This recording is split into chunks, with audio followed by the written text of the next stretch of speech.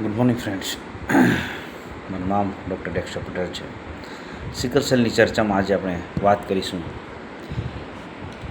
એક એવી ચર્ચા કરી રહ્યા છીએ આજે સિકલ સેલની, જે કદાચ કોઈ પુસ્તકોમાં નથી કે કશે નથી, પરંતુ એક સિકલ સેલના આટલા 15 વર્ષના એક બહોળા અનુભવ પછી સિકલ સેલ વિશે ઘણી બધી ચર્ચાઓ આપણે કરી ચૂક્યા છીએ. સિકલ સેલ વિશે ઘણી બધી વસ્તુઓ લખાઈ ચૂકી છે. સિકલ સેલ વિશે ઘણા બધા વસ્તુઓ લોકો જાણે છે. હાલના છેલ્લા 10 વર્ષમાં તો સિકલ સેલ વિશે ઘણું બધું લખાઈ ચૂક્યું છે. મિત્રો, સિકલ સેલ એ ફક્ત એક લોહીની વારસાગત બીમારી આપણી તરીકે ઓળખી રહ્યા છે કે ભાઈ આ સિકલ સેલ એક જન્મજાત જેનેટિક બ્લડ ડિસઓર્ડર છે, વારસાગત લોહીની બીમારી છે, જેની અંદર રક્તકણ છે તે દાંતરડા આકારના થઈ જાય, મતલબ કે સિકલ આકારના થઈ જાય, જેને કારણે એ આગળ એનું જે બ્લડ સર્ક્યુલેશન થવાના થાય એટલે ઓક્સિજન ઓછું તે જે જગ્યાએ ઓક્લુઝન થાય, ક્રાઇસિસ થાય, તો એટલે આગળ ઓક્સિજનનું જે કોન્સન્ટ્રેશન છે તે જવાના થાય અને પેન થાય, એટલે એને લીધે ઘણા બધા ઓર્ગન ડેમેજ થાય. આ એક થિયરી છે, પરંતુ સિકલ સેલની એક્ઝેક્ટ વસ્તુ, સિકલ સેલ શરીરની અંદર તો અસર કરે જ છે, પરંતુ એ સામાજિક રીતે પોતાનું ફિઝિકલી, મેન્ટલી, આજુબાજુની પરિબળો એ એટલા બધા એક એવી પરિસ્થિતિમાંથી જે સિકલ સેલ ડિસીઝ પીડિત વ્યક્તિ છે તે પસાર થાય છે, અથવા તો એની સાથે જે કેરગીવર હોય, મતલબ કે માતા પિતા, કુટુંબીજનો જે એમની સાથે રહેતા હોય, એ લોકો જે પરિસ્થિતિમાંથી પસાર થાય છે, એની કહાની, એની જર્ની બહુ જ દર્દભરી હોય છે. આપણને બાહ્યથી આ કોઈ દેખાતું નથી, આનું કોઈ બાહ્ય કોઈ રંગરૂપ નથી કે બાહ્ય કોઈ દેખાવ નથી કે જેથી કરીને આપણે કહી શકીએ ભાઈ સિકલ સેલને લીધે આવું થાય છે, પેલું થાય છે. સિકલ સેલ ક્રાઇસિસ થાય ત્યારે પેન થાય, બીમાર પડે, 2-5 દિવસમાં સારો થાય અને પાછો એનું રૂટીન એક્ટિવિટી કરે, પરંતુ એ જે 2-5 દિવસ હોય છે, જેને ક્રાઇસિસ ફેઝ કહેવાય છે, એ બહુ અઘરો અને બહુ પીડાદાયક હોય છે. એ 5 દિવસ, 6 દિવસ, 7 દિવસ જે હોય છે, એની સાથે રહેતા જે કુટુંબીજનો છે અથવા તો પરિવારના જે સભ્યો છે જે એની સાથે રહે છે, એ જે સાયકોલોજીકલ સ્ટ્રેસ, ફાઇનાન્શિયલ સ્ટ્રેસમાંથી જે પસાર થાય છે, એ કદાચ એ લોકોને તમે મળો તો જ તમને ખ્યાલ આવે કે જે પરિસ્થિતિ છે સિકલ સેલની, એ એટલી આપણને એટલી લાગે છે નોર્મલ, એટલી નથી હોતી. કે આપણે આદિવાસી વિસ્તારોની વાત કરીએ, આ જનરલી મોટાભાગે આ જે બીમારી છે તે આપણા આદિવાસી વિસ્તારોમાં અને સમાજમાં જોવા મળે છે.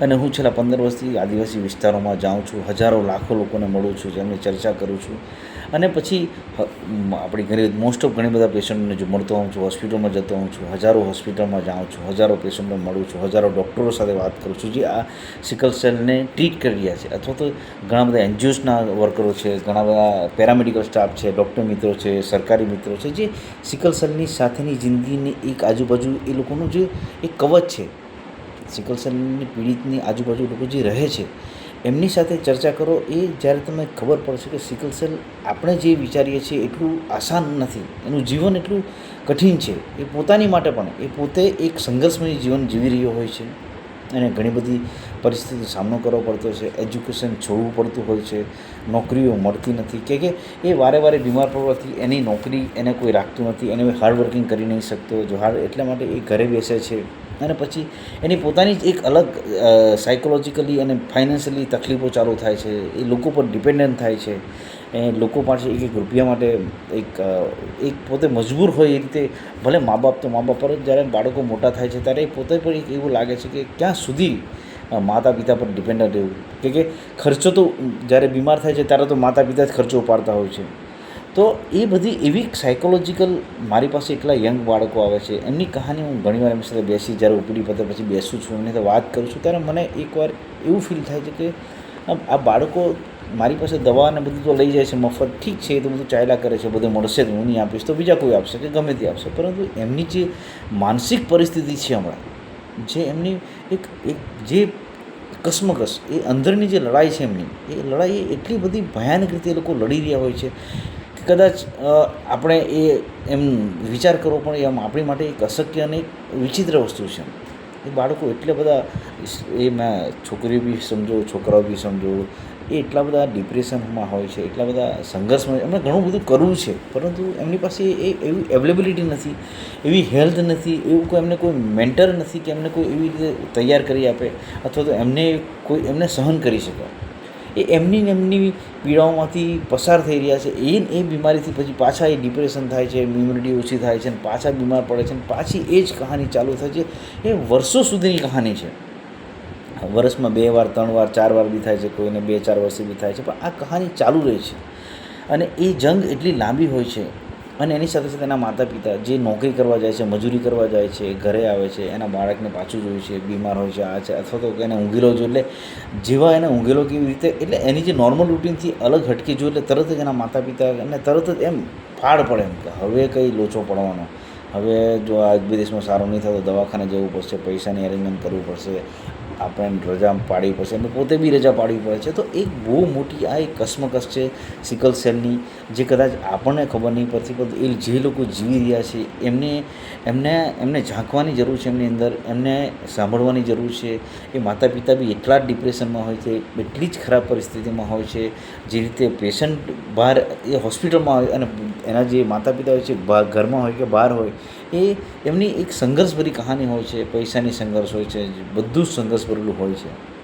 તો આ સિકલ સેલને આપણે જે રીતે આપણા વિસ્તારોમાં આપણે જાગૃતિ જ્યાં સુધી નહીં લાવીશું, આપણે સિકલ સેલને નહીં સમજીશું, અથવા આપણે ટેસ્ટિંગ નહીં કરાવીશું, આપણે મેરેજ કરતી વખતે થોડા બી જાગૃત નહીં થઈશું, પ્રેગ્નન્સી વખતે જાગૃત નહીં થઈશું, તો આવનારી પેઢી આપણા સમાજની, આપણા વિસ્તારોની એ એટલી બધી લાચાર પેદા થઈ રહી છે. અને આવનારા સમયની અંદર એ એટલો બધું એક ભયાનક રૂપ લઈને ઉભું થશે કે આપણે જે ભણેલા વ્યક્તિઓ છે, જે સમાજમાંથી આવીએ છીએ, તેની એક હવે નૈતિક જવાબદારી છે, આપણા બધાની જ એક મોરલ જવાબદારી છે કે આપણે આ વિશે બહુ જ સિરિયસલી વિચારીએ, બહુ જ એક ગહન અધ્યયન કરી કે આની વિશે શું કરીશું. આપણી આજુબાજુ જે લોકો છે, અથવા તો તમને ખબર છે કે આને ઘરમાં સિકલ સેલ ટ્રેટ છે કે ડિસીઝ છે, તો એના આપણે સમજીશું, આપણે પોતે બી સમજીશું, એને સમજાવીશું, એને મોરલ સપોર્ટ આપીશું, એને કોઈ ને કોઈ જગ્યાએ એને પોતે કોઈ સક્ષમ બનવા માટે મદદ કરીશું. એ આપણી હવે નૈતિક જવાબદારી છે. દરેક વસ્તુ આપણે સરકાર પર ડિપેન્ડ, સરકાર ટ્રીટમેન્ટ કરાવશે, ઇન્વેસ્ટિગેશન કરશે, એનાથી આગળ શું?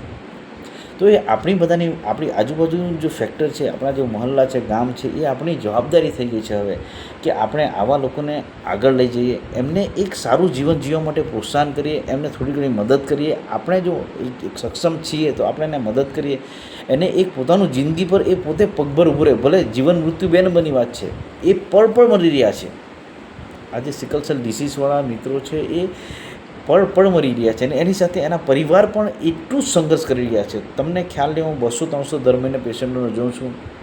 એના માતા પિતા બાળકોને હોસ્ટેલમાં હોય છે. એમની બહુ અઘરી કહાની છે, જે કહાની કદાચ હું સાંભળું છું, એમની સાથે ચર્ચા કરું છું, ત્યારે મને એમ હું શું કરું કે અથવા મને એ વિચાર નહીં કરી શકતો કે હું શું કરું. એવું તો મારી પાસે એવી કોઈ શક્તિઓ નથી કે હું કંઈ કરી શકું, પરંતુ એને વિચાર આવે છે કે આનો સોલ્યુશન શું, આ જંગ કેવી રીતે આપણે લડીએ, અને કેવી રીતે જીત હાંસિલ કરીએ, અથવા તો એમાં એક સ્ટેગ્નન્ટ લાવીએ, ઠરાવ લાવી શકીએ. આપણે આને ઠરાવ પણ નહીં લાવી શકતા. આપણે એ લોકો જે રીતે જિંદગી જીવી રહ્યા છે એ એવી રીતે જીવી રહ્યા છે.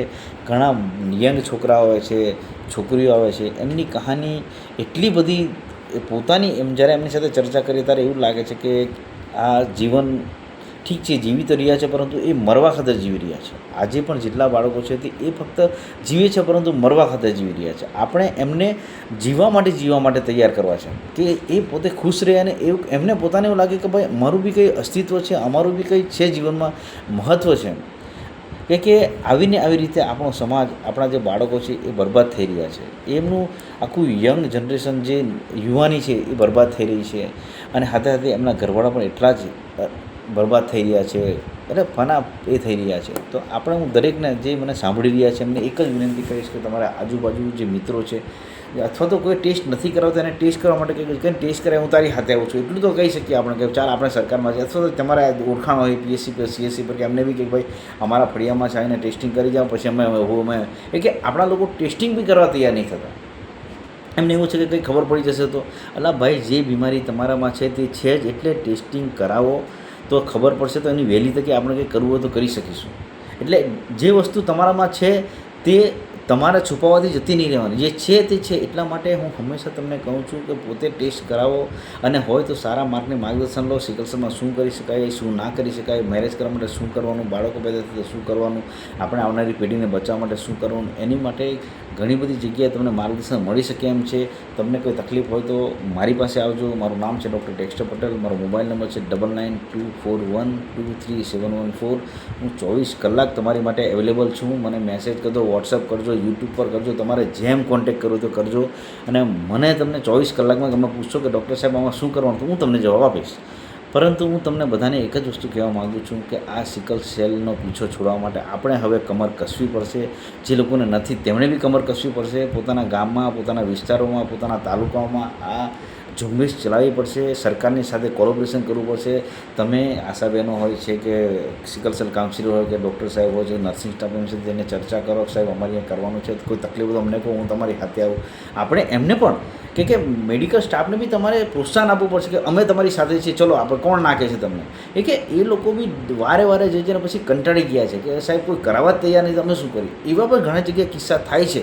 તો આપણે હવે આપણી એક જાગૃત નાગરિક તરીકે આપણી જવાબદારી છે કે આપણા વિસ્તારોની માટે આપણે હવે આ કમર કસવી પડશે, આપણે જાગવું પડશે, અને આપણે આની પાસે લાગી પડવું પડશે. સિકલ સેલ જનજાગૃતિ, sickle cell diagnosis, sickle cell treatment, એના જે કંઈ લાભો મળે છે એ બધું જ આપણે જાણવું પડશે. અને આપણે કમર કસવું તો સરકારે નવા ઘણા બધા પ્રોગ્રામ આવી રહ્યો છે. સિકલ સેલ એલિમિનેશન પ્રોગ્રામ 2047માં આપણે કરી દેવાની વાત કરીએ છીએ, પરંતુ આપણે જાગીશું તો થશે. આપણે જાગીશું નહીં તો આ પોસિબલ નથી.